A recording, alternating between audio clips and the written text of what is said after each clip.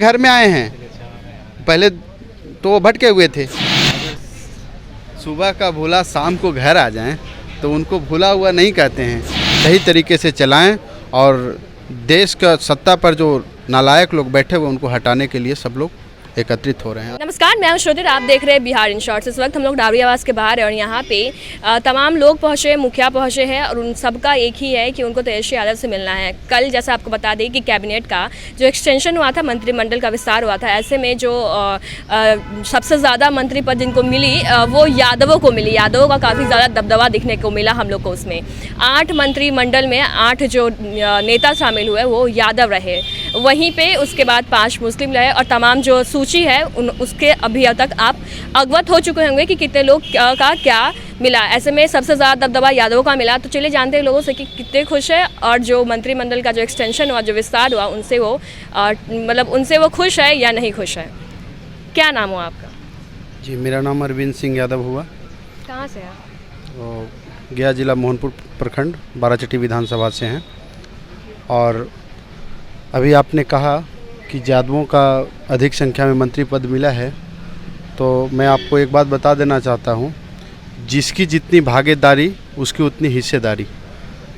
तो यादवों का सबसे ज़्यादा भागीदारी था। भागीदारी अभी विधायक में भी देखा जाएगा तो बढ़ चढ़ के लोग आए हैं, मेहनत कर रहे थे। और मैं ऐसी कोई जाति बात की बात नहीं, सभी लोग का एक प्रभार मिला है तो उसको सही तरीके से सब लोग निभाएंगे। और यादव जाति हो चाहे पिछड़ी जाति हो, ये पिछड़ी सरकार ही है। लालू जी पिछड़ी अनुसूचित जाति और जनजाति को कल्याण के लिए मसीहा माने जाते हैं। तो मैं सभी लोगों से अपील करूंगा कि सरकार में आने के बाद नौजवानों का, युवाओं का उम्मीद सिर्फ तेजस्वी जी हैं और तेजस्वी जी के कामों से हम लोग को संतुष्ट रहना है और करना पड़ेगा, उनको कामों में सहयोग करना पड़ेगा। और हम लोग को भी यही खुशी है, छोटे छोटे स्तर पर जितने भी हैं कार्यकर्ता हैं वो अति उत्साहित न होकर के उनको सहयोग करें शांतिपूर्ण तरीके से।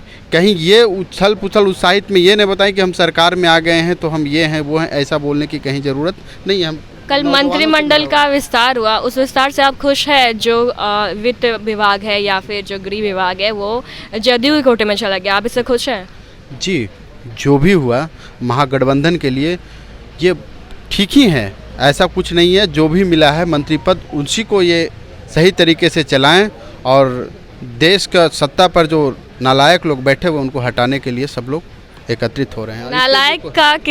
नालायक किस पर निशाना साधना चाह रहे हैं? जो 2 करोड़ नौकरी बोल के और फिर जुमला साबित किए थे उनको नालायक ही कहेंगे। जब देश का भविष्य बेरोजगार हो जाए, देश का भविष्य युवा होता है, युवा अगर बेरोजगार हो जाए तो देश विकसित कैसे करेगा? ऐसे में तो तेजस्वी यादव भी बोले थे कि जब वो सरकार में आएंगे तो 10 करोड़ नौकरियां देंगे, लेकिन बाद में उनका 10 लाख नौकरियां देंगे। लेकिन बाद में जब डिप्टी सीएम बन गए तो वो बोले कि अभी हम डिप्टी सीएम बने, जब सीएम बनेंगे तब 10 लाख नौकरियां देंगे। अभी तो ये बने हैं, ऐसा नहीं बोले हैं। ये अभी आए हैं, इनका देखिए, कल ही मैंने आपके मीडिया के माध्यम से, अखबार के माध्यम से देखा, स्वास्थ्य विभाग के ये मंत्री हैं। स्वास्थ्य विभाग का 35,000 पद पर नियुक्ति के लिए मैंने देखा है। तो ये इनसे उम्मीद है, ये युवा हैं और युवा के बारे में जानते हैं।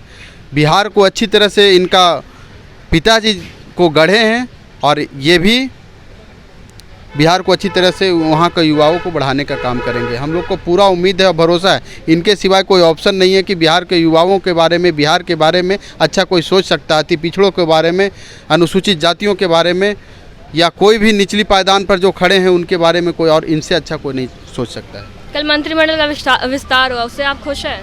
खुश हैं।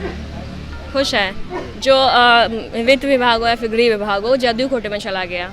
देखिए, जब गठबंधन हो गया है दोनों में तो जो पार्टी ही जब संतुष्ट है तो इसमें हम लोग जो कार्यकर्ता है एवं जो भी जनता है, हम लोग भी खुश इस पार्टी को गठबंधन से।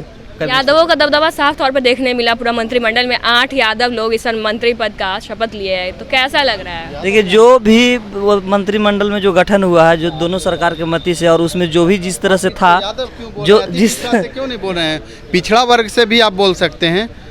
यादव शब्द बोल करके आप लोग बदनाम करना चाहते हैं एक जाति को। आप पिछड़ा वर्ग से बोल सकते हैं ना। आप देखिए पिछड़ा वर्ग की संख्या बिहार में कितनी है, उस पर आप बताइए कि पिछड़ा वर्ग की संख्या इतने उसके हिस्सेदारी से मानिएगा तो ठीक है। सही बोल रहे हैं मुखिया जी। आप बोलिए। हम बता रहे हैं, वही बात बोल रहे थे कि अगर मान लिया जाए कि अति पिछड़ा का जो है जनसंख्या ज़्यादा है बिहार में, तो ज़्यादा विधायक जीत के आए हैं राजद से, इसी अनुसार से उन लोग का मंत्री का जो गठन हुआ है उसमें ज़्यादा भागीदारी बना उस अति पिछड़ा का। तो जो मंत्रिमंडल का विस्तार हुआ है उससे खुश है और लगता है कि अब बिहार में विकास होगा। जी, पूरा भरोसा है युवाओं का कि विकास होगा हम लोग का और रोजगार मिलेगा। भरोसा तो युवाओं पे पूरा है, तेजस्वी यादव पे भी पूरा है, नीतीश कुमार पे कितना भरोसा है? अब जब गठबंधन में दोनों सरकार है तो दोनों मिला करके एक ही हुआ, उन पे भी भरोसा जताया जा रहा नीतीश कुमार 8वीं बार शपथ ग्रहण किए हैं, है। जी, कितना भरोसा है उन पे? भरोसा है, क्योंकि जो सरकार के पास में थे उनको दबदबा नहीं चल रहा था, अलग दबदबा था। अब दोनों मिल करके बिहार का, दोनों क्षेत्रीय पार्टी चलाएंगे बिहार को। अगर सुबह का भूला शाम को घर आ जाएं तो उनको भूला हुआ नहीं कहते हैं। तो आप अगर वो आ गए हैं, रास्ता भटके हुए थे, उनका रास्ता नहीं था, वो अति पिछड़ा वर्ग से आते हैं और अति पिछड़ा अनुसूचित जातियों का पार्टी है। जो जनता दल पहले बना था, अब राष्ट्रीय जनता दल है। अब इसी से वो टूट के गए थे, वो पार्टी भी बनाए थे इसी से टूट के। तो हम कहेंगे वो अपने घर में आए हैं, पहले तो वो भटके हुए थे। जो मंत्रिमंडल का विस्तार हुआ है, खुश है उससे? उससे पहले मैं अपना परिचय देना चाहता हूँ। मैं गया जिला बारचड़ी विधानसभा मोहनपुर प्रखंड अमकोला पंचायत का मुखिया प्रतिनिधि हूँ। और जो भी सरकार में आए हैं सब मिलजुल करके अच्छा काम करेंगे, भरोसा है। लेकिन आप लोग से मैं पूछना चाहता हूँ कि आप लोग एक बार मोदी जी से पूछिए कि आप लोग रोजगार काहे नहीं दे रहे हैं। हालांकि तेजस्वी जी अभी बने हैं तो सब लोग पूछने के लिए मैंने उताहुल होइल हैं आप लोग मीडिया भाई लोग। तो एक बार जरा आप लोग से निवेदन है कि नरेंद्र मोदी जी से भी एक बार कीजिए कि 2 करोड़ का वादा किए थे सो काहे नहीं दे रहे हैं, और 15 लाख का जो वादा किए थे कि हर व्यक्ति को मिलेगा वो काहे नहीं।